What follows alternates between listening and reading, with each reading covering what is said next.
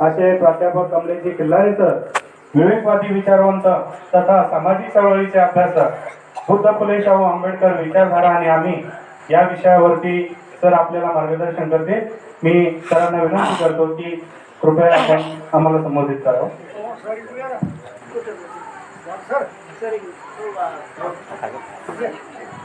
एक छोटासा उल्लेख करावा वाटतो. काका, आता जे विधानमंडळाचं अधिवेशन झालं, त्या विधानमंडळाच्या अधिवेशनामध्ये आपल्या मतदारसंघाचे लाडके आमदार मनोज भाऊ कायंदे यांनी सरांच्या कार्याचा अतिशय गौरवपूर्ण उल्लेख केला. आपल्या बेळगावीला जी संत चोखामेळा जलाशय आहे, त्या चोखामेळा जलाशयाला जे नाव दिलंय संत चोखामेळा जलाशय, ते नाव देण्यामागं सरांची भूमिका अतिशय महत्त्वाची राहिलेली आहे. म्हणून मग सामाजिक चळवळीमध्ये काम करत असताना त्यांचं जे योगदान आहे, त्या योगदानाला सुवर्ण अक्षरानं लिहिण्याचं काम तेही महाराष्ट्राच्या विधानसभेमध्ये करण्याचं काम आदरणीय मनोज भाऊंनी त्या ठिकाणी केलंय. मी या निमित्तानं मनोज भाऊंचे सुद्धा आभार मानतोय आणि सरांचं सुद्धा खूप खूप अभिनंदन करतो.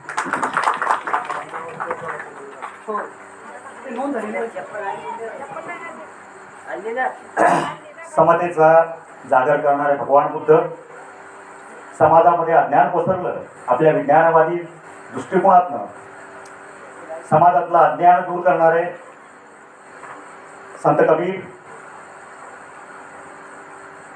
रयत म्हणजे काय, आजही तुम्ही तुमच्या गाडीवर लिहिता राजे परत या. लोकशाहीमध्ये ज्या राजाचं तुम्ही गुणगान करता असे रयतेचे राजे, राजे शिवाजी महाराज, तुमच्या घरातील छोट्या छोटी वस्तू विका पण तुमच्या लेकराला शिकवा, कारण शिकल्याशिवाय तरुणोपाय नाही हे सांगणारे संत गाडगे बाबा.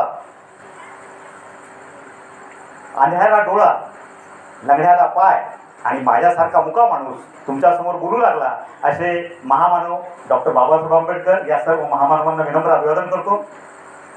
आजच्या या सुंदरशा कार्यक्रमाच्या निमित्तानं मंचावर उपस्थित मुलुक मैदानी तोप आमचे मित्र चव्हाण साहेब, अंधश्रद्धा निर्मूलनाचं कार्य करणारे कार्याध्यक्ष प्रदीप जिव्हाळे, सकाळचे पत्रकारही आहेत, उपस्थित सर्व मंचावरील मान्यवर, मला नाव माहीत नाही, उपस्थित महिला मंडळ ज्यांनी हा सुंदरसा कार्यक्रम आयोजित केला, असं सम्राट अशोका मित्रमंडळ आणि ज्याच्या मुळं मी इथं आलो असे भास्कररावजी शिंदे. मरा हुआ व्यक्ति कभी बोलता नहीं है, मरा हुआ व्यक्ति कभी बोलता नहीं है, मरा हुआ व्यक्ति कभी सोचता नहीं है. जो सोचता नहीं है, जो बोलता नहीं है, वो मरा हुआ होता है. तुम्ही शिवाजी फुले शाहू आंबेडकरांची लेकरं आहात, तुम्ही विचार करणारी आहात, तुम्ही बोलणारी आहात, तुम्ही विचार करणारी आहात, तुम्ही बोलणारी आहात, तुम्ही एखाद्या गोष्टीला नाही म्हणणारी आहात, तर तुम्ही तुमच्यासाठी एकदा टाळ्या वाजवा. सगळ्यांसाठी वाजवल्या, स्वतःसाठी वाजवा. काय माहिती आहे का, आमच्या मी ज्यांना मुलुक मैदानी म्हटलो त्यांनी बौद्धिक खूप छान घेतलं तुमचं. महिला मंडळ जास्त आहे, पहिल्याच वर्ष व्याख्यानाचं आहे. आपण संवाद साधूयात. मी संवाद म्हणून बोलतोय. विचारवंत तत्वज्ञ हे डोक्यातून काढून टाका. काय झालं, एकदा एका जोडप्याचं कडाक्याचं भांडण झालं, भांडण झालं. एक पोरगं असून सुद्धा काम फारकतीवर आलं. दोघं गेले कोर्टात फारकतीसाठी. दोघांनी बी अर्ज केला पोरगा भेटण्यासाठी. जजनं हे भांडण ऐकून डोकं खाजवत लय विचार केला आणि शेवटी दोघांच्याही भल्यासाठी एक निकाल दिला. जज म्हणे बाई काही झालं तरी दुसरं पोरगं होईल राय याच्याकडे. बाई काय म्हणे जज साहेब हे काय केलं,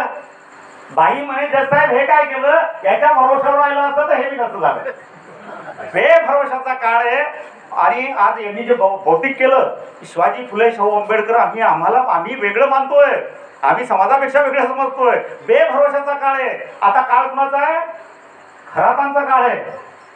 खराड बाबांचा काळ आहे, अवघड काम आहे. खराड बाबांचा काळ आहे आणि आम्हाला सगळे यांनी जसं सांगितलं, खराड बाबा समोर आले, आम्हाला आता फक्त दुसरा व्हिडिओ कोणता, आता कुणाचं नाव, आता काय अल्गोरिदम, आमच्या डोक्यातनं सगळं केलंय.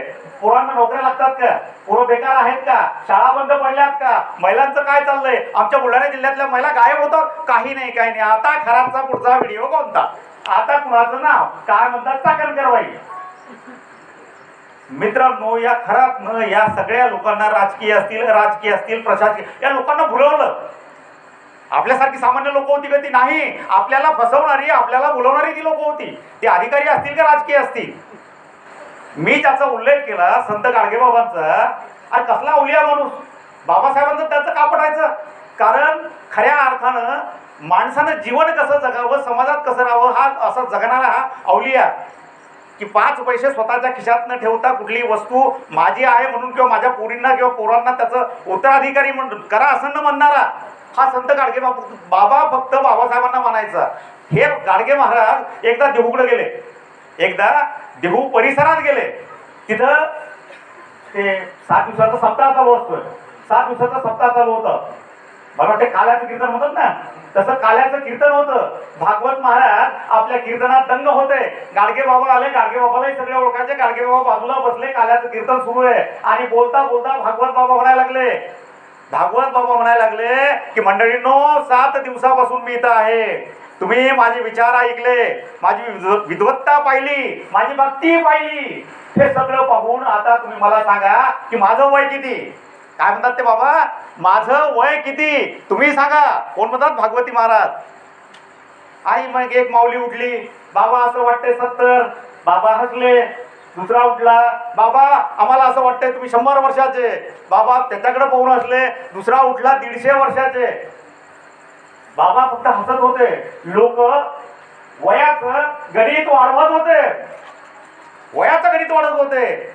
शेवटी बाबा म्हटले, थांबा, बसा, मी सांगतो माझं वय किती आहे, माझं वय किती आहे मी सांगतो. आणि मग त्या बाबांनी सांगितलं की सीता आणि रामाचं ज्यावेळेस लग्न होतं, राम सीतेचं ज्यावेळेस लग्न होतं, त्यावेळेस त्यांच्या लग्नाच्या पंक्तीत चांदीच्या चमच्यानं मीच तूप वाढत होतो. याच्यावरून तुम्ही अंदाज घ्या माझं वय किती. सीता आणि रामाच्या लग्नामध्ये चांदीच्या चमच्यानं तूप वाढणारा मी, याच्यावरनं तुम्ही अंदाज घ्या माझं वय किती. आणि लोक मंत्रमुग्ध झाले. पण गाडगे बाबा उठले, हातात काडी घेऊन गाडगे बाबा उठले आणि त्याला मारायला सुरुवात केली. त्या महाराजाला मारायला सुरुवात केली आणि लोकांना कळे ना गाडगे बाबा का मारतात. गाडगे बाबांनी मारायला सुरुवात केली. तो वाचवा वाचवा म्हणतो. लोकांनी मग अडवलं आणि गाडगे बाबाला विचारलं की बाबा तुम्ही याला का मारता, तुम्ही याला का मारता. तर बाबांनी काय उत्तर दिलं पहा. कमी शिकलेली लोक, शिक्षण नसतानाही अडाणी माणसं ज्ञानी कसे असतात. शिक्षणानं फक्त आम्हाला पुस्तकं इंग्रजी हिंदी मराठी वाचता येईल, पण ज्ञान येईल हे नक्की नाहीच आहे. अडाणी माणसंही ज्ञानी असतात. गावात तंटा असेल, दुःख असेल, ज्या काही गोष्टी असतील त्याला कशा प्रकारे समोर जायचं हे अडाणी माणसालाही कळतंय. आमचे गाडगे बाबा शिकलेलेच नव्हते. काय उत्तर द्यावं त्यांनी. ते म्हणे, अरे हा जे सांगतो ना की राम आणि सीतेच्या लग्नामध्ये चांदीच्या चमच्यानं तूप वाढलं हे बरोबरच आहे. अरे तुम्ही मारता कशाला. त्यांनी सांगितलं यासाठी मारतो, त्या पंक्तीत मी बसलो होतो, या गाढवानं मला वाढलं नव्हतं म्हणून मारतो.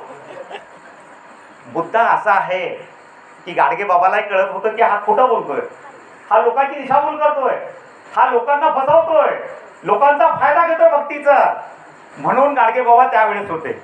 आणि आमच्या खरात बाबांचं चालूच आहे. मित्रांनो, काय असतंय, डॉक्टर बाबासाहेब आंबेडकर, महात्मा फुले या सगळ्यांवर आपण बोलायला आज इथं उभे आहोत. त्यांनी काय दिलं काय नाही सगळ्यांनाच माहिती आहे. तुम्ही सगळ्यांच्या तुम्हाला सगळ्यांना फुले शाहू आंबेडकर कळतोय. मुद्दाच नाही, फक्त मी पुढे उभा आहे आणि तुम्ही पुढे समोर बसलात. माझ्या मुद्दा तो नाहीच आहे. पण आता मला एक सांगा की मला सांगायला हरकत नाही की बाबासाहेब वर्णनातून किती दिवस सांगायचे. माझा आजा ही बाबासाहेबाला गाडीच्या मागं पळवत होता. गाडी पुढे निघाली, बाबा पाठीमागं होते लहान असताना. अरे किती दिवस चालायचं हे. हा रथ इथपर्यंत आणला. अरे पाठी, अरे तुम्हाला कळायला लागलं ना, तुम्ही शिकलात ना, हे किती दिवस चालणार आहे. यासाठी तुम्हाला वेगळा मार्ग अवलंबावा लागणार आहे की वर्णनातून नाही, वर्तनातून बाबासाहेब कळाले पाहिजे. वर्णनातून नाही, वर्तनातून. तुमचं वर्तन कसं आहे, तुम्ही कसे वागता, कसे बोलता, याच्यातनं बाबासाहेब कळाले पाहिजे. आणि बाबासाहेब त्याच्यातनंच कळणार आहे. मित्रांनो, तुम्हाला सहज फसवलं जात. बाबासाहेब आंबेडकरांच्या अगोदर ही क्रांत्या होत्या का? होत्या. बाबासाहेब आंबेडकरांच्या अगोदर बौद्ध धर्म होता का? होता. बाबासाहेब आंबेडकरांच्या अगोदर चळवळी होत्या का? होत्या. होतच होत्या. बाबासाहेब आंबेडकर उठल्याने केली असं नाहीच आहे. पण बाबासाहेब आंबेडकर जेव्हा आले तेव्हा त्यांच्या गोष्ट एक लक्षात आली की आंदोलन कशी करायचे, चळवळ कशी करायची आणि आपल्याला लोकांना समोर कसं जायचं, लोकांचे प्रश्न कसे सोडायचे. तर बाबासाहेबांनी गणित केलं. काय केलं बाबासाहेबांनी गणित? की पहिल्यांनी चळवळीचा इतिहास लिहिला जात नव्हता. पहिल्यांनी चळवळीचा इतिहास लिहिला जात नव्हता, त्यामुळं आपल्याला इतिहास लिहावा लागेल, शब्द लिहावा लागेल. पहिल्यांनी चळवळीचा गोल नव्हता, काय करायचं, काय मिळवायचंय, काय केलं पाहिजे, म्हणजे काय मिळेल, हे पहिला गोल नव्हता बाबासाहेबांच्या अगोदर. बाबासाहेबांनी ठरवलं यार हमको गोल होना, हमको ये करना है, हमको ये लेना है. आणि तिसरी गोष्ट बाबासाहेबांनी केलं की चांगली लोक होती पण संवाद नव्हता. चांगली लोक होती पण आम्ही दूर दूर होतो. त्यामुळं त्यांनी संवाद साधण्याचं काम केलं आणि 16 ते 56 प्रत्येक शब्द हा लिहिलेला आहे बाबासाहेबांचा. हा प्रत्येक हे बाबासाहेबांनी केलं कारण बाबासाहेबांना हे माहित होतं की माझी जनता आहे, माझ्या या जनतेला हे दाखवल्याशिवाय होणार नाही. मी आता यांनी संतांचा उल्लेख केला होता. संत नामदेव हे त्या मंदिराचे अरे खूप बाप माणूस, परिवर्तन चळवळीतला बाप माणूस संत नामदेव. की संत नामदेवांना हे माहित होतं की आमच्या लोकांना मंदिरात प्रवेश नाही, आमच्या लोकांना सरळ त्या देवाच्या जवळ जाता येत नाही, पूजा करता येत नाही, मधात हा दलाल असतो, याला कसं काढायचं, याला कसं बाजूला करायचं. मग याच्यासाठी काय करता येईल, एक चळवळ करता येईल. मग चळवळ कशी असली पाहिजे, आमची लोक लिहिती बोलती झाली पाहिजे, आमची लोक वाचती झाली पाहिजेत. आणि संत नामदेवांनी, कारण इतिहास लिहिल्याशिवाय लोकांचा शब्दांवर जास्त विश्वास, लोकांचा पुस्तकावर जास्त विश्वास आणि त्या शब्दांना किंमत असते. म्हणून त्यांनी चोखा असेल, सावतामाळी असेल, या सगळ्यांना लिहितं बोलतं केलं ना. आध्यात्मिक लोकशाहीचा पाया वाळवंटात घातला. आध्यात्मिक लोकशाहीचा पाया ही जी लोक होती यांना इतिहास, शब्द, पुस्तक याची किंमत कळत होती, म्हणून नामदेवांनी घातलं. आता मला तुम्हाला पुन्हा दुसरा प्रश्न सांगायचा आहे की आता यांनी चोखामेळाचा दोघा ठिकाणी उल्लेख केला. संत चोखामेळा माहिती आहे तुम्हाला? नाव ऐकून आहे का चोखामेळा? आजी संत चोखामेळा. संत चोखामेळाला बाबासाहेबांनी पुस्तक अर्पण केलेले आहे. फक्त बाबासाहेबांनी सहज स्वीकारले यासाठी नाही, त्यावेळेस या अनटचेबल नावाचं पुस्तक अर्पण केलेलं आहे त्यांना आणि रविदासांना आणि नंददासांना, तिघांना. पण स्वीकारलं यासाठी नाही की माझ्या जनतेला हे कळणार नाही की मी पुन्हा तिथं गेलो तर पुन्हा लोक तिकडेच येतील. मी जर त्यांच्या जवळ गेलो तर लोक तिकडेच येतील. म्हणून चोखामेळ्याचं मंदिर बनवा असं बाबासाहेबांकडे ज्यावेळेस लोक गेले तर बाबासाहेबांनी सांगितलं की चोखामेळ्याचं नाही आहे, आपल्याला बुद्धाचं बनवता येईल. कारण बाबासाहेबांना हे कळायचं की पुन्हा त्याच गोष्टीकडे सगळी तसेच येते. तर हा चोखामेळा, आता मला सांगा, मी नामदेवाचं उदाहरण दिलं, मी तुम्हाला गंमत म्हणून सांगतो की तुमच्या गावात आजही, तुमच्या गावात म्हणजे तुमचं गाव उदाहरण पकडा, तुमच्या गावात आजही स्मशान एक नाही आहे, अलग स्मशान सगळ्या जातीचे. तुमच्या गावातलं मला माहित नाही, पण मी एक सांगायला लागलो की प्रत्येक जातीचे स्मशान अलग आहे. अहो लोणारला मी कधीतरी, आता मला वाटतं 2-4 महिन्यापूर्वी बातमी ऐकली की कुठलं तरी एका जातीचं प्रेत दुसऱ्या स्मशानात गेलं म्हणून मारामाऱ्या झाल्या, म्हणून भांडण झाले. आणि हे आजही चालू आहे. नामदेवाच्या काळात जिथं संत चोखाला कधी मंदिरात प्रवेश मिळाला नाही, कधी त्या गर्भगृहात जाता आलं नाही, विठ्ठलाचं दर्शन घेता आलं नाही, त्या संत चोखामेळाच्या अस्थी मंगळवेढ्यातून नामदेवानं घेऊन येणं आणि त्या मंदिराच्या दरवाजाशी, पायरीशी म्हणजे ते उभारणं, तिथं त्याचं ते स्मृतीस्थळ. अरे अरे ताकद, जिगरा लगता है उसको, ताकद लगती है. नामदेव, आणि मला सांगा तुम्ही नामदेव असं करायला लागला तो काळ 13व्या शतकातलं सांगायला लागलो मी. त्या काळामध्ये नामदेवाचं हे डेअरिंग पाहून 10 लोक लाकडे घेऊन तिकडून आले असतील ना महाराष्ट्राला. त्या नामदेवाला म्हटले की जरा तुझ्या हाना असतील ठेवायचं. अरे नामदेवाला संघर्ष करावा लागत होता ना. तर खऱ्या अर्थानं चळवळ कशी असते तर ही असते. नामदेव महाराजांनी या पद्धतीनं चोख्याला कसं स्थान द्यावं लागतंय. चोखा हा कधी मंदिराच्या जवळही आला नाही, पण त्याला पायरीपर्यंत कसं नेता येईल नामदेवानी केलं. याला म्हणतात परिवर्तनवादी. जसं आता पहिले जे गुरु आहेत बुद्ध, यांना विवेकानंद ज्यावेळेस ते शिकागोला गेले त्यावेळेस त्यांनी सांगितलं की बुद्ध हा असा व्यक्ती की खऱ्या अर्थानं इतिहासातला पहिला समाजसेवक. पहिला समाजसेवक, खऱ्या अर्थानं जाती प्रथेच्या विरोधात लढणारा आणि समतेसाठी न्याय मागणारा हा पहिला व्यक्ती. आणि पुन्हा विठ्ठलरावची आठवण येते मला की पुन्हा त्यांनी सांगितलं की खऱ्या अर्थानं बुद्धाला हिंदू धर्मानं स्वीकारलं म्हणून हिंदू धर्माचं खूप भलं झालं, हे म्हणणारे विवेका. म्हणजे मुद्दा असा आहे की बुद्ध जो पहिला गुरु, दुसरे गुरु कबीर, फुले, हे बाबासाहेबांना स्वीकारलं. मित्रांनो, गंमत पहा, गुरु कसे असतात? खरासारखे गुरु असतात ना, जिवंतपणे जायचं, पाया पडायचं, कपड्यांनी सजवायचं, काय तीर्थ घ्यायचं, काय हा जो प्रकार, हा गुरुचा प्रकार असतो. पण बाबासाहेबांचे गुरु, बाबासाहेबांचे गुरु कोण असायला पाहिजे होते? मॅक्समुलर असायला पाहिजे होता, एरन असायला पाहिजे होता, पुन्हा त्यांच्यासोबतचे. पण बाबासाहेबांचे गुरु कोण? ही माणसं. पण ही कोण? भगवान बुद्ध. हा क्षत्रिय माणूस भगवान बुद्ध, हे माहीत असलं पाहिजे. भगवान बुद्ध महाराजा माणूस थोडाच आहे, तुमचा महाराजा माणूसच नाही तो खरा क्षत्रिय माणूस आहे. बाबासाहेबांनी त्याला स्वीकारलं, लोकांचा पाहण्याचा दृष्टिकोन बदलला. कबीर, अरे ही ओबीसी माणसं सगळी, फुले, शाहू, शिवाजी, अरे ओबीसी तर स्वीकारणार आहे बाबासाहेब. याचं कारण काय? याचं कारण ही लोक स्वीकारल्याशिवाय आपला तरुणोपाय नाही. संत तुकारामाला स्वीकारणारी बाबासाहेब, तुकारामाच्या अभंग लिहिणारे शिवाजीला, अरे ज्यावेळेस त्यांनी आंदोलनं केली, जय शिवाजी जय भवानी या घोषणा, हा भगवा तुम्हाला दिसतोय, तो भगवा तिथेही होता बाबासाहेबांच्या आंदोलनात. फक्त बाबासाहेबाला हे कळत होतं की मी काळाराम मंदिराचा प्रवेश असेल किंवा सत्याग्रह करत असेल पाण्यासाठी, तर मी यामध्ये मला फक्त सन्मानानं आमच्या लोकांना उभं राहता आलं पाहिजे, बोलता आलं पाहिजे, त्यांना सन्मान मिळाला पाहिजे, जागृती आली पाहिजे, म्हणून पिला होतो. पाणी पिल्यानं स्वर्गातही जाणार नाही, नाही पिलं तर मरणारही नाही.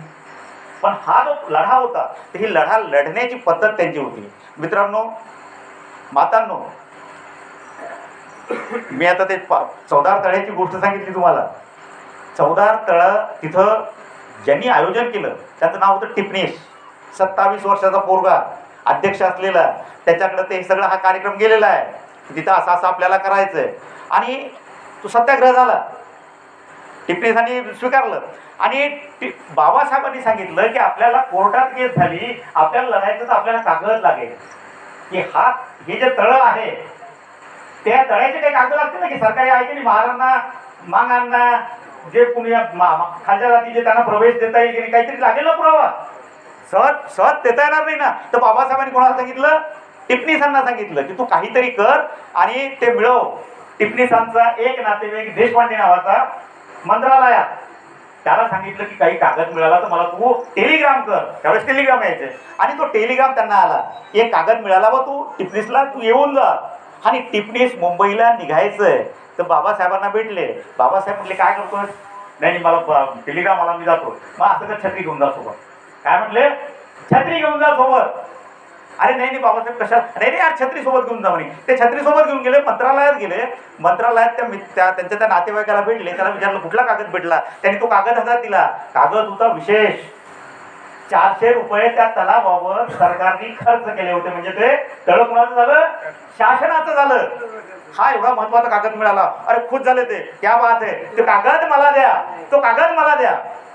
ते म्हटले नाही देता येणार नाही, हे मंत्रालय, या कागदाचं महत्व आहे, तुला कसं देता येणार. पण तुम्ही या कागदाचं करणार काय? कागदाचं काय करणार? कागद फेकून देणार. आणि फेकल्यावर काय होणार? म्हणजे इथून कचरा कुंडीत चालले जाणार किंवा जाळल्या जाणार. हे शांत राहिले. ठीक आहे म्हणे, त्या फेकून. त्यांनी फेकून दिला, यांनी उचलला आणि छत्रीत टाकला. छत्री हातात घेतली. ते निघाले. मंत्रालयाच्या बाहेर त्यांचं चेकिंग झालं आणि तो कागद सहज बाबासाहेबांबरोबर पर्यंत आला. आणि बाबासाहेब तिन्ही कोर्टात, तालुका, डिस्ट्रिक्ट, तिन्ही कोर्टामध्ये बाबासाहेब हा लढा जिंकले. कुठला? चौदार तळ्याचा. याच्यासाठी अशी स्ट्रॅटेजी वापरावी लागते. म्हणून टिपणीसाला एकाने प्रश्न विचारला की टिपणीस तुम्ही 10वी शिकलेले, तुम्ही किती 10वी शिकलेले आणि बाबासाहेबांशी काय गप्पा मारता हो? बाबासाहेब तुमच्याशी काय बोलत असतील? एवढा प्रगाढ पंडित.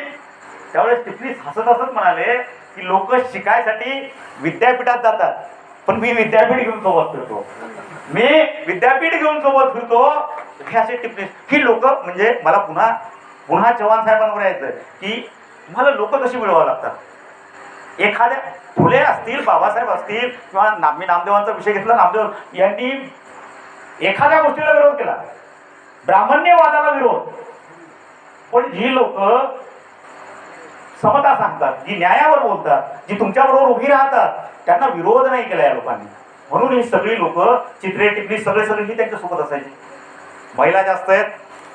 तुमच्यासाठी मी एक गोष्ट सांगतो की तुम्हाला कळायला पाहिजे की महिला किती जागृत आहेत. बाबासाहेबांनी परिषद घेतली होती नागपूरला.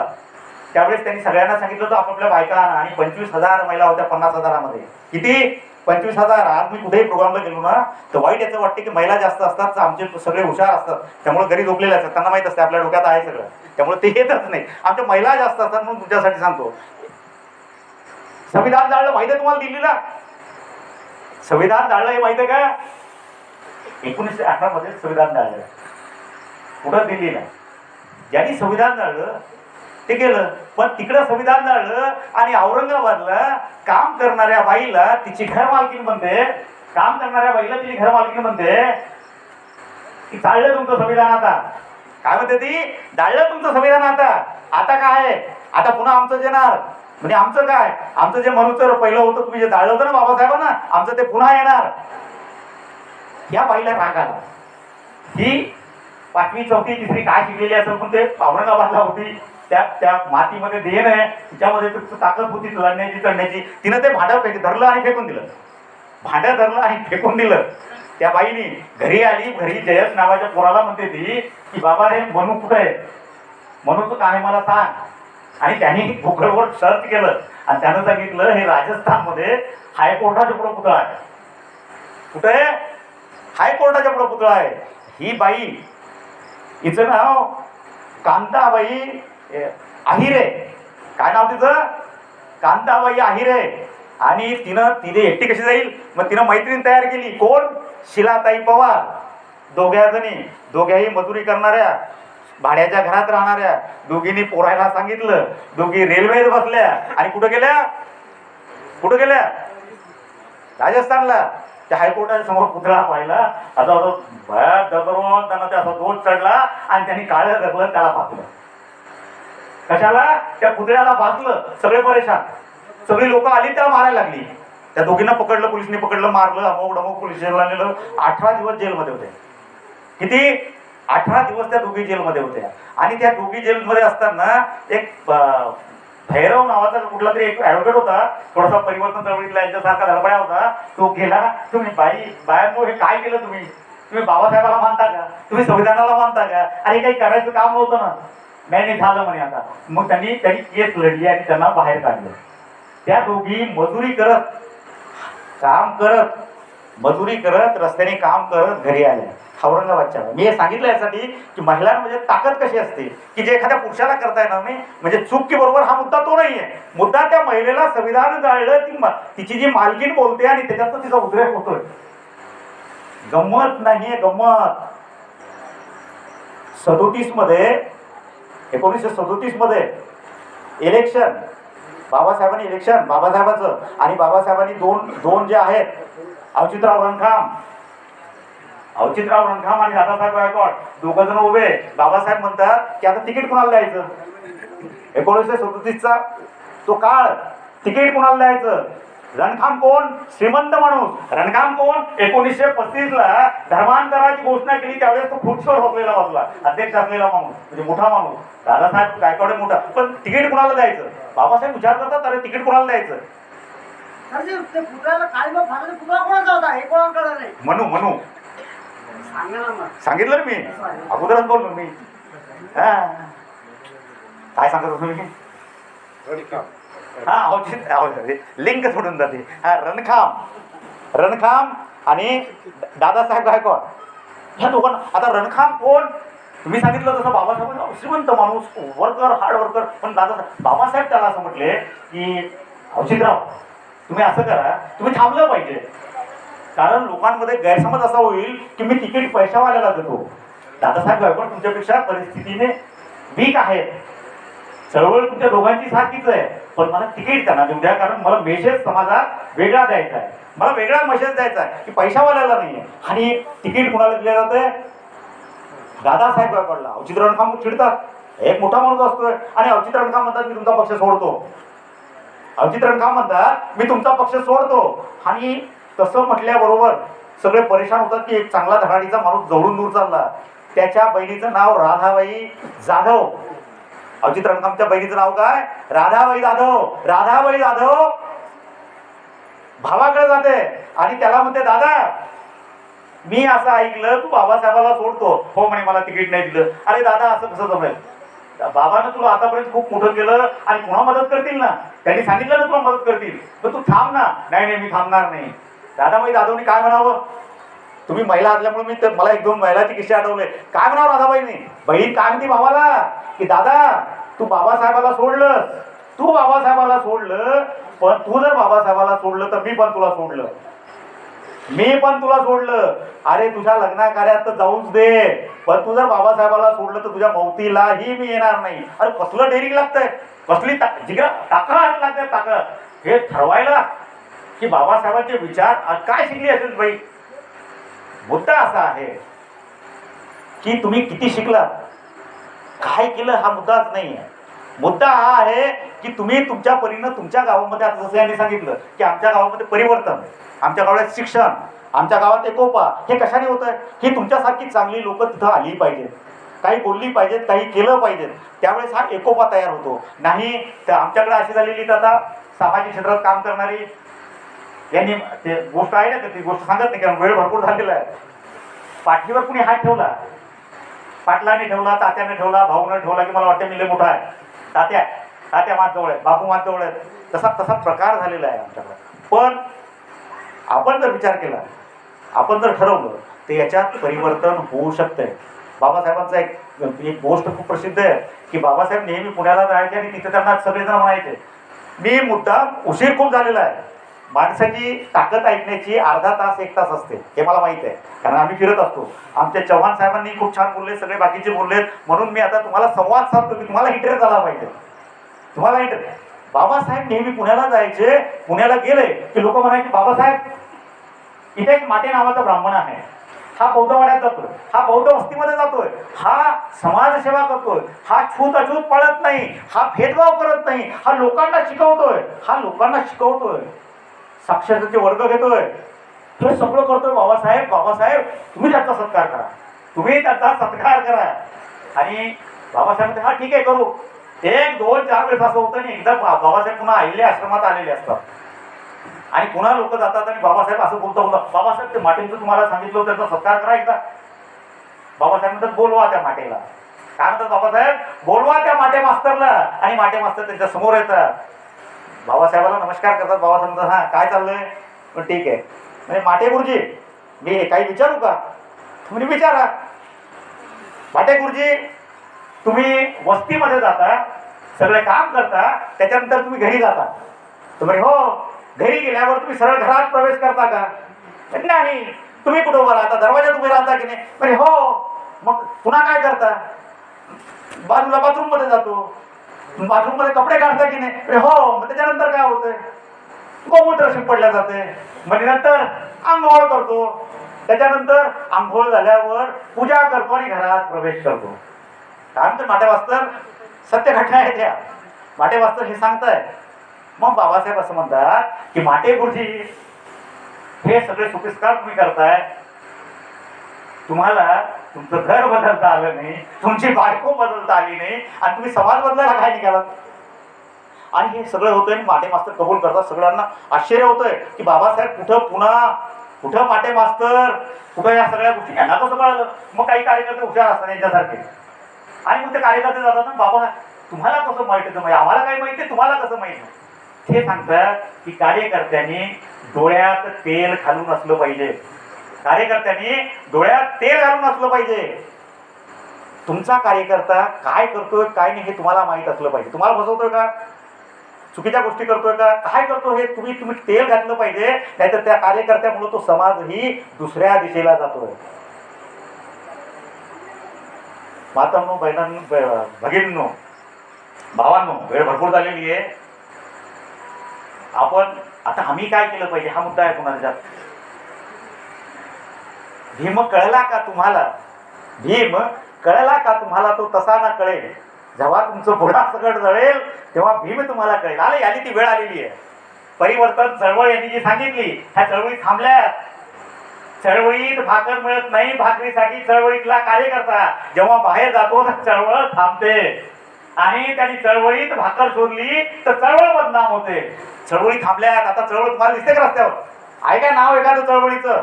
आहे का तुम्ही एकत्र? अरे तुमच्यात ताकद आहे, शौर्य आहे, तुम्ही बोलू शकता, लिहू शकता, वागू शकता, वागायची ताकद आहे. बाबासाहेब फुले, शिवाजी, शाहू तुमच्या पण तुम्ही आजही एकत्रित नाही, आजही एकत्रित नाही, चळवळ थांबलेल्या आहे. तर आम्हाला काय करता येईल? तुम्हाला तुमच्या पोराला उत्तर देता आलं पाहिजे.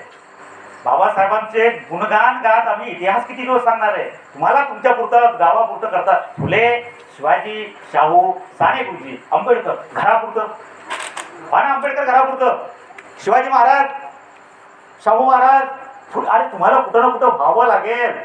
तुम्हाला घरापुरतं, दारापुरतं, समाजापुरतं, तालुक्यापुरतं, जिल्हा हे तुम्ही जोपर्यंत करणार नाही, तुमच्यात बदल होणार नाही, तोपर्यंत बदल काहीच होणार नाही. आमचं काय झालं माहिती आहे का? आमचं लय अवघड काम झालेलं आहे. एक रोम नावाचं शहर होतं, देश होता रोम. रोम जळत होतं आणि निरो नावाचा तिथला राजा फिडेल वाजवत होता. फिडेल एक यंत्र, फिडेल यंत्र तो वाजवत होता आणि लोक चिडली ना की राजा फिडेल आमचं रोम जळतंय, हा कशाचा वाजवायला लागला यंत्र, हा काय गंमत जम्मत करायला लागला का? लोक चिडतात. प्रधान हुशार असतात. प्रधान म्हणतो राजाजी आता काहीतरी करा, आता काहीतरी करा, काय करता येईल, या लोकांना शांत करा. लोक शांत कसे होतील? पुन्हा विषय तोच येतोय. जसे आमचे प्रदीपजी म्हटले की आमची महिला खूप हुशार. नवरा बाजारातून आला की ती म्हणते की ही मेथीची भाजी, यांना जमतच नाही, यांना कळतच नाही मेथीची भाजी कशी आणायची. कपडे यांना समजतच नाही, मधूच्या बापाला कळतच नाही कपड्याचं. अरे आणि इलेक्शन आलं की माय तूच त्याला म्हणते की आता कोणाला मतदान टाकू. आतापर्यंत त्याला मेथीची भाजी कळाली नाही आणि तू त्याला म्हणते आता मत कोणाला टाकू. समाज विकल्या गेला नाही पाहिजे. बाबासाहेबांना एवढ्या मेहनतीने हे तुम्हाला दिलंय तर समाज विकल्या गेला नाही पाहिजे. समाज जर विकल्या गेला तर तुमचं आमचं काहीच खरं राहणार नाही. त्यामुळे समाजाला तुम्हाला कसं एकत्रित ठेवता येईल, कुठली गोष्ट सांगत होतो नाही, गोष्ट कोणती सांगत होतो, गोष्ट सांगत होतो ना तुम्हाला, मताची गोष्ट, मतदानाची, रोम शहराची. हे असं थोडंसं इकडे तिकडे गेलं की मग ती थांबते. तुम्हाला गोष्ट याच्यासाठी ऐकायची मला की तुम्हाला इंटरेस्ट आला पाहिजे म्हणून. तर ते रोम जळत होतं आणि मग प्रधान हुशार, प्रधानाने ठरवलं की लोक शांत झाली पाहिजे. मग कशाने शांत होतील? दारू, मटण, खाना पिना, मजा यांना शांत होतील ना लोक. ओरडणार नाहीत किंवा रोम जळालाय की तू असा कसा. मग त्यांनी काय केलं? त्यांनी तो प्रयोग ठेवला. त्यांनी जेवणाची जेवणावळी ठेवली. पण त्यावेळेस लाईट होती का? नव्हती. कंदील होता का? नव्हता. आता करायचं का? एवढ्या लोकांच्या पंक्ती बदलत कसं जीव घालायचं, कसं जीव घालायचं? मग त्यांनी काय केलं, जे आजूबाजूच्या एरियामध्ये गरीब लोक आहेत, जे मागास जातीतले, त्या सगळ्यांना उठून आणा, खांबाला बांधा, त्यांना पेटवा, त्यांच्या जाळामध्ये सगळे जेवण करा, त्यांच्या जाळामध्ये सगळे जेवण करा. आणि सगळी लोक जेवण केले आणि शांत झाले. मातांनो, बहिणींनो, मला असं विचारायचंय, तो राजा तर आपण नाहीच आहे. रोम फिडेल केस्ट्रो जो आहे का रोमच्या त्या राजा नाहीच आहे. चालू आहे का? मग ती जळणारी माणसं आपण आहोत का? जळणारी आपल्याला बांधलंय का? आपण जिवंत आहोत ना, आपल्याला बांधलंच नाही. पण त्या जळणाऱ्या लोकांच्या लाईट मध्ये जेवणारी लोक आपण आहोत का? लोकांचं वाईट व्हायला लागलंय, अहित व्हायला लागलंय, आणि तरीही आपण या लोकांच्या याच्यामध्ये जेवणारी लोक आपण आहोत का? त्या लाईटात गरीब लोक जेवायला लागली तरी आपण त्या लाईट मध्ये आहोत का? तसे जर असेल तर खूप वाईट, तसं जर असेल तर खूप वाईट. पण त्याही पेक्षा त्या जेवणाऱ्या लोकांनाही आपल्याला उठवता येईल का की दादा रे, समाजाचं वाईट व्हायला लागलंय, भाऊ रे हे चांगलं नाही, हे पुढच्या पिढीसाठी घातक आहे, हे म्हणायची ताकद आपल्याला आली पाहिजे. काय करायला लागले का? तर तुमच्या भुकेचाही वेळ झाला असेल. जाता जाता फक्त मी शेवटची गोष्ट सांग. काय असतं माहिती का? छोट्या छोट्या गोष्टींनी माणसं मोठी होतात. छोट्या छोट्या गोष्टींनी माणसं मोठी होतात. छोट्या छोट्या गोष्टींनी. मी एकदा औरंगाबादून निघालो. मी देऊळगाव राजाला यायला मी बसमध्ये बसलो. बस निघाली, चिकलठाण्याच्या पुढे बस आली. माहिती ना औरंगाबाद सगळ्याला? चिकलठाण्याच्या पुढे बस आली आणि बसमध्ये एक माणूस ओरडला की अरे माझा खिसा कापलाय, कुठेतरी खिसा कापलाय. कंडक्टरने तिकीट काढा. तू म्हणे अरे माझा खिसा कापला, मग गाडी थोडी थांबली, आरडा ओरडा, अरे याचा खिसा कापलाय, तिकीट काढा, कोणा ओळखीचा आहे का पहा. तू म्हणे मी नागपूरकडचा आहे, मला जालन्याला एका नातेवाईकाकडे जायचंय, मला जालन्यापर्यंत तिकीट मिळालं चालतंय. कंडक्टर म्हटलं तुला फुकट घेणार नाही, मी नवीन नवीन नोकरीला लागलोय, मी जर तुला तसं घेतलं पकडलं तर माझी नोकरी झाली जाईल. तो हुशार होता कंडक्टर. तिकीट काढा आणि गाडी थांबली, गाडी थांबली. लोकांचा गोंधळ चाललाय आणि लोक म्हणायला लागले की अरे ही गाडी कशी काय थांबली. तेवढ्यात पाठीमागून एक माणूस ओरडला, अरे थांबताय कशासाठी, गाडी घ्या पुढं. ते म्हणतात गाडी घ्या पुढं. ते म्हणतात अहो याचा खिसा थांबला, याच्याकडे तिकीट नाही, कुठं जायचं त्यांना, म्हणजे जालन्याला. किती तिकीट आहे, म्हणजे 40 रुपये. हे 40 रुपये गाडी तिकीट द्या. 40 रुपये देऊन त्याला तिकीट देण्यात येते. कुणाला, त्या माणसाला. गाडी पुढे निघते आणि मग तुमच्या आमच्यासारखी जी सगळी माणसं असतात ती सगळी काय म्हणायला लागतात, अरे क्या आदमी है, अरे क्या दिलदार आदमी है, अरे अशी लोक असली पाहिजे, अरे समाजात अशी लोक असतात म्हणून समाज चालतोय, अरे काय दयाळू माणूस आहे. अरे कोण आहे वो धर्मात्मा, हे धर्मात्मा कोण आहे जिसने तिकीट, तुमच्याजवळ पैसे आहेत तुम्ही तिकीट काढलं का नाही, तुम्हाला वाटलं तर तुमचा हात खिशात गेला नाही, हात गेला बाहेर आला नाही, देऊ का नको याच्यात त्या माणसाने देऊन टाकले, तुम्ही परेशान, आम्ही परेशान. अरे कौन है धर्मात्मा, वो धर्मात्मा है जेब कतरा, जिसने टिकट निकाला 40 रुपए देकर, वो धर्मात्मा है जेब कतरा, जिसने उसकी जेब काटी उसने उसका टिकट निकाला 40 रुपए देकर, और कौन बन गया, धर्मात्मा बन गया, दयाळू म्हटला बनला तो. म्हणजे अरे त्याला सगळे नावं ठेवत. 2 मिनिटांमध्ये जेब कापणारा माणूस जर ताबडतोब बदलून तुमच्या आमच्या मनामध्ये एक प्रतिमा तयार करतो, तर शिवाजी फुले शाहू आंबेडकर आमच्या बरोबर आहेत. टाटा बिर्लांकडे नाही, ते आमच्याकडे आहे. टाटा बिर्लांजवळ फक्त पैसा असेल पण खरी ताकद आमच्या जवळ आहे. त्या ताकदीचा उपयोग आम्हाला करता आला पाहिजे. आणि आमच्या या नवीन पिढीला जसं चव्हाण साहेबांनी सांगितलं की आम्हाला बदल करता आला पाहिजे, आम्हाला इथं रेग्युलर कार्यक्रम घेता आली पाहिजे. विहार कशासाठी असली पाहिजे, पंचशील म्हणतात तुम्ही, म्हणता का पंचशील, सुरात तालात म्हणण्यापेक्षा ते अंगात वर्तवावं लागतंय. पंचशील जगण्याची शैली आहे, म्हणण्याची तर आहे पण जगण्याची शैली. किती सुरात किती तालात म्हणतात त्याच्यापेक्षा जगता का पंचशिलेने, क्या बात आहे. तर ते हे असं तुम्ही जगण्याची शैली आहे, शब्दांमध्ये त्यात ताकद आहेच पण ती जगता आलं पाहिजे, ते दरवळलं पाहिजे सुगंध तुमच्या वर्तनातून, पंचशिलेचा सुगंध, त्याला म्हणतात पंचशिला. विहारामध्ये एक समाज मंदिरात का जमा होतं, विहारात जमा पत्ते खेळायला व्हायचंच नाही, जोरात दारू घेऊन जयभीम करायचं नाही, तसं नसलंच पाहिजे. विहारात कशासाठी जायचं तर तुमचे डोळे उघडली पाहिजे, इथं कार्यकर्ता तयार झाला पाहिजे, इथं प्रश्न विचारणारी पोरं तयार झाली पाहिजे, इथं झाली पाहिजे, इथं जागृती आली पाहिजे. माझ्या समाजाचं काय झालं हा प्रश्न विचारणारा पोरगा इथं तयार झाला पाहिजे. विहार त्याच्यासाठी असतात. विहार आंधळ्या भक्तांना तयार करायला नसतातच, विहारामध्ये जागृत अनुयायी तयार झाला पाहिजे, भक्त नाही. भक्त आणि अनुयायामध्ये फरक माहिती ना. भक्त आता जसे भक्तावर आता पण चर्चा चालू राजकारणात. भक्त काय करतात, भक्ती करतात आणि तोही मातीत जातोय, समाजालाही मातीत घालतोय. भक्त असेच असतात. खराब बाबाचे भक्त पाहिले तुम्ही, तेही गेले आणि आता आमची मातीत चालू आहे. आमच्या आजूबाजूला काय चाललंय आम्हाला काहीच कळायचं काम नाही, मीडिया अल्गोरिदम आम्हाला ते दाखवतोय. अनुयायी हा खंबीरपणे लढत असतो आणि समाजाला आणि तुम्हाला एक दिशा देत असतो. त्यामुळं अनुयायी असलं पाहिजे आणि ते अनुयायी इथं तयार झाली पाहिजे. डोळे उघडण्याचं काम विहाराने केलं पाहिजे.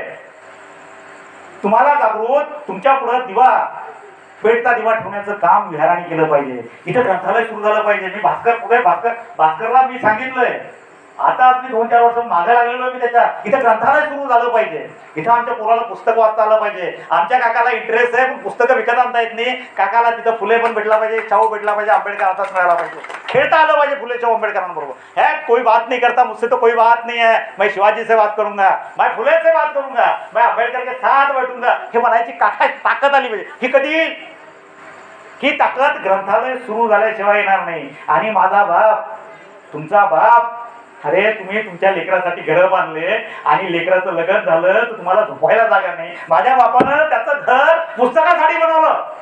क्या बात आहे. पुस्तकासाठी राजगृह बनवणारा बाप, पुस्तकाची किंमत काय असते. जसं यांनी ते मुलाचं उदाहरण दिलं, तुम्ही दिलं ना मुलाचं उदाहरण. मला वाटतं यांनी साहेबांनी दिलं मुलाचं उदाहरण की मुलगा मरतोय बाबासाहेब तिकडं आहेत आणि तिकडनं सांगतात की रमा आता सगळं मला कळतंय पण मला माझ्या समाजासाठी डॉक्टर व्हायचंय, मला समाजाचं डॉक्टर व्हायचंय, मला शिकलं पाहिजे आणि मी सगळ्या स्कॉलरशिपच्या पैशात पुस्तकं घेतले. रमा मला जेवायलाही पैसे नाही, मला तुला पैसे नाही पाठवता ना, तू तुझं मंगळसूत्र विक. रमा तू तुझं मंगळसूत्र विक आणि आपल्या त्या लेकराला दवाखान्यात घेऊन जाय. रमा घेऊन जाते पण तो लेकरू वाचत नाही. अरे अरे कसला बाप की मुलं आम्ही आमच्या पोरासाठी काय चुकीच्या गोष्टी करतो आणि हा बाप तुमच्यासाठी त्या पोराला अरे बॅरिस्टर माणूस तेव्हा राहिला असता तर कुठे इंग्लंड अमेरिकेमध्ये राहिला असता, तुमच्या आमच्यासाठी काही नसतं केलं तिकडे राहिला असता. पण खऱ्या अर्थानं माणसं कोण मोठे होतात माहितीत का? जी माणसं दुसऱ्यांसाठी जगतात ती मेल्यानंतरही जिवंत असतात आणि आम्ही जिवंतपणे मेलेलो आहोत. आमचं नावही आम्हाला तुम्हाला तुमच्या पंचायताचं नाव विचारलं फोटो तर राहतच नाही पण तुम्हाला कुणी विचारतही नाही कारण आम्ही आमच्या पुरतच विचार करत असतो. तर आपल्याला माणूसपणाची लढाई लढणारी लोक तयार करायचे. आपल्याला माणूसपणाची लढाई बाबासाहेब तुम्हाला माहितीच ना की बाबासाहेब नेहमी धर्माला महत्व देत नव्हते. ते म्हणजे पहिला मी भारतीय आहे आणि शेवटचा मी भारतीय आहे. अरे क्या बात आहे. देशावर प्रचंड प्रेम करणारा मग पहिला मी भारतीय आहे, शेवटचा मी भारतीय आहे. धर्मापेक्षा माणूस मोठा, माणसापेक्षा काय मोठं? वामनदादाची गाणी माहिती ना सगळ्यांना, तुम्हाला सांगायला हरकत नाही. वामनदादा बरोबर मी 5 वेळेस जेवण केलेला माणूस आहे. औरंगाबाद चळवळीत असल्यामुळं ऋषिकेश कांबळेला वामनदादा यायचे आणि आम्ही जायचो. वामनदादा बरोबर 4-5 वेळेस जेवण केलं. पण पहा त्यावेळेस दुर्भाग्य असं मी विद्यापीठात लिडरशिप करायचो. यांनी जसं सांगितलं तसं तरुण वय. वामनदादा कळायचं जास्त काम नाही. वामनदादा हातावर गाणं म्हणायचे असे बाजावर बसून आम्ही ऐकायचो. डॉक्टर ऋषिकेश कांबळे म्हणायचे की अरे वामनदादांबरोबर त्या मिलगावपर्यंत तिथपर्यंत जायचो पण वामनदादाला बोलतं करता आलं नाही. 5 वेळेस जेवण केलेला माणूस कितीतरी वेळेस त्यांच्याबरोबर पण बोलता करता आलं नाही. बोलतं कधी करता येते की तुमच्याकडे ती ताकद लागते, तुम्हाला ती उर्मी लागते. वामनदादा बरोबर बोलतात. वामनदादा सुरेश भटांना मूळच्या घरी भेटले तिथं नागपूरला आणि सुरेश भटाच्या गझलमधल्या चुका वामनदादांनी काढले. तर सुरेश भट चिडला आणि अरे कोण वामनदादा? ते म्हणतात वामनदादा, अरे कोण वामनदादा?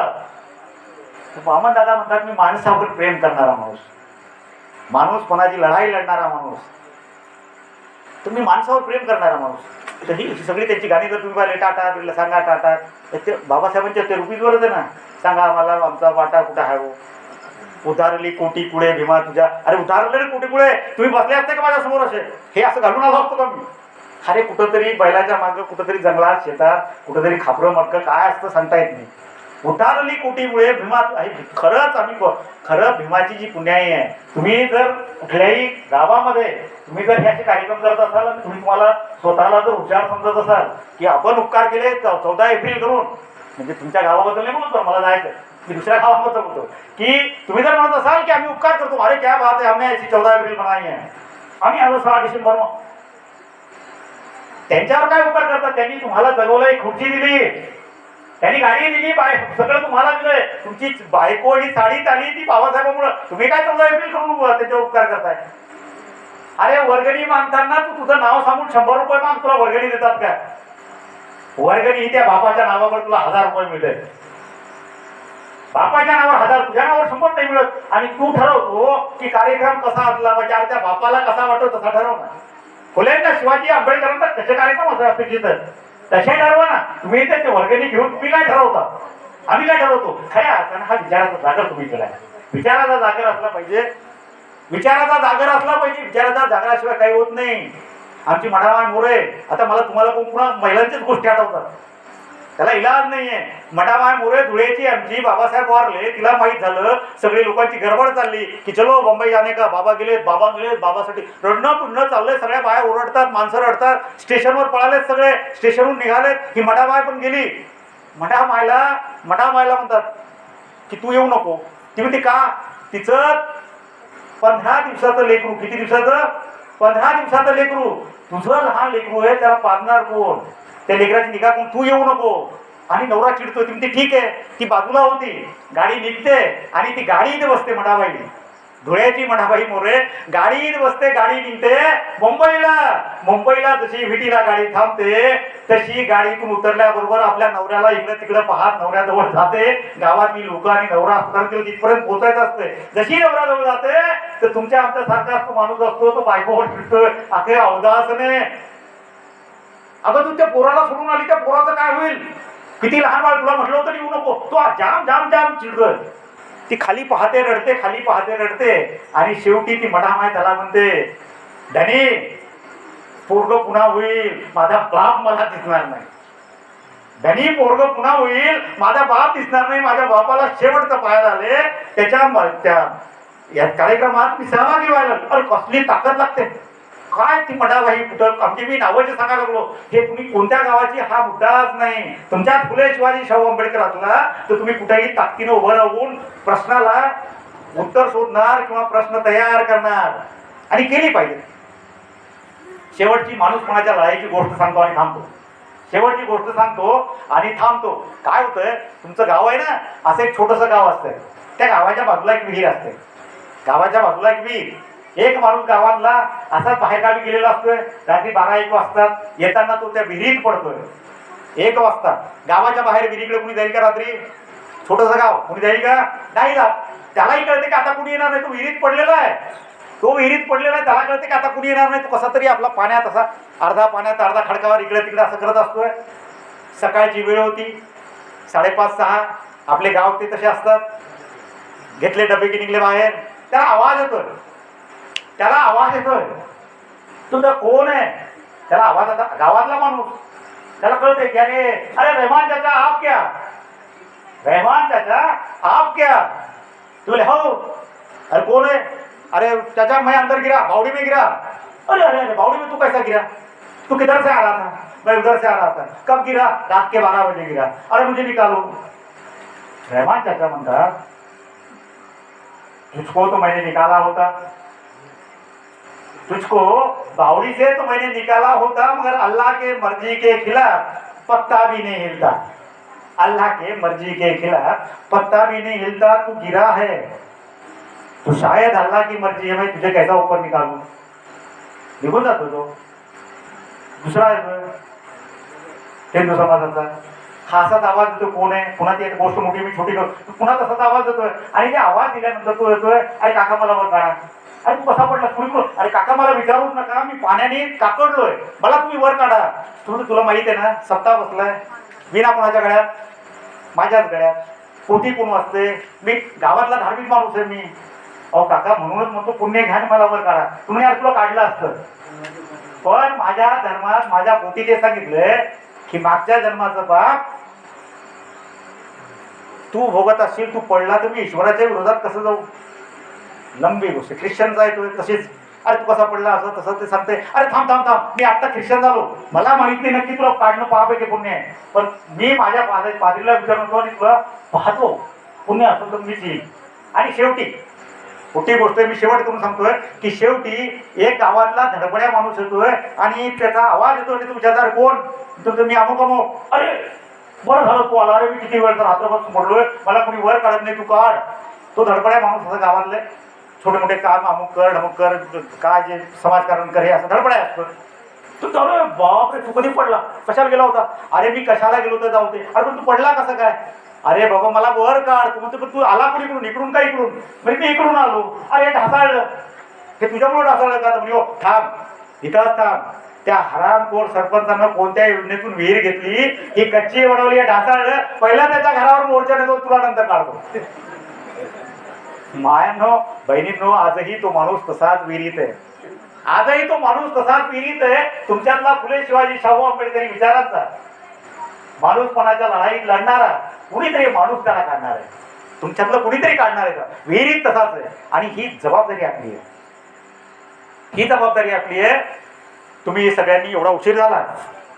मी तसं सांगितलं की खूप कमी वेळ बोलावं लागत असतंय. एका तासाच्या वर आमची स्टॅमिना नसतो, पण तरी तुम्ही थांबलात, ऐकून घेतलं आणि या सुंदरशा प्रोग्रामचं मलाही साक्षीदार होता आलं. भास्कर, हे पवार, ही सगळी मंडळी आणि या सगळ्यांना भेटता आलं. मला खरंच आनंद झाला. पुन्हा कधीतरी येता येईल, भेटता येईल, तुमच्याशी संवाद साधता येईल. तुम्ही मला ऐकून घेतलं त्याबद्दल सगळ्यांचे आभार मानतो. आंबेडकर जयंतीनिमित्त तुम्हाला शुभेच्छा देतो, मंगल कामना करतो, थांबतो. जय भीम, जय हिंद, जय भारत.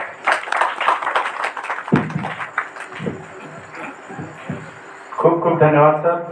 समाजातील महत्त्वाच्या प्रश्नाला जे काय आपण या ठिकाणी उजळणी दिली त्याबद्दल मी पुनश्च एकदा आपले आभार मानतो.